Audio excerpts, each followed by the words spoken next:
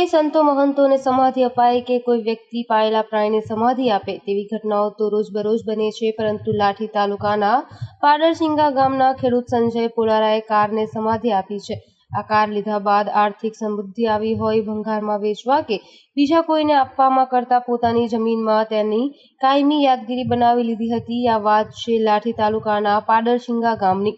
ગુરુવારે પાડરસિંગા ગામમાં અનેરા ઉત્સાહ સાથે ઢોલ અને ડીજેના તાલ સાથે રાસની રમઝટ બોલી હતી। અહીં કોઈ લગ્ન પ્રસંગ કે ધાર્મિક ઉત્સવ ન હતો, પરંતુ એક સમાધિનો કાર્યક્રમ હતો। આ સમાધિ પણ કોઈ માણસ કે જીવની નહીં, પરંતુ એક કારની સમાધિ હતી।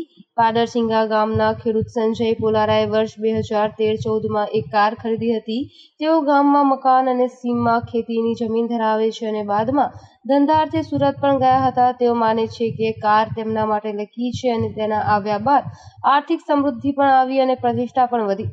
આ કાર જૂની હોય તેને વેચી નાખવાની કે ભંગારમાં આપી દેવાના બદલે શાસ્ત્રોક્ત વિધિ સાથે સમાધિ આપવાનો તેમણે નિર્ણય કર્યો હતો। આ માટે તેમણે આસપાસના સંતો મહંતોને નોતરું પણ મોકલ્યું હતું અને પોતાના સગા સંબંધીઓને પણ બોલાવ્યા હતા।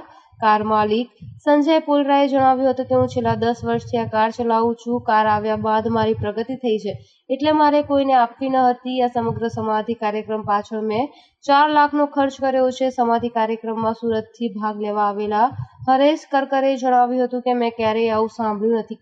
કોઈ સંતો મહંતોની સમાધિ હોય, પરંતુ કારની સમાધિનું આમંત્રણ કાર્ડ મળ્યું।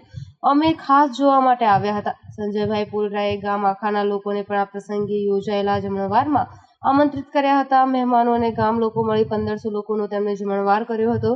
સંજય પોલરાએ પોતાની વહાલી કારની કાયમી યાદગીરી રહે તે માટે વાડીમાં કારને જે સ્થળે સમાધિ આપવામાં આવી છે તે સ્થળે તેના પર વૃક્ષ વાવવાનો પણ નિર્ણય કર્યો છે।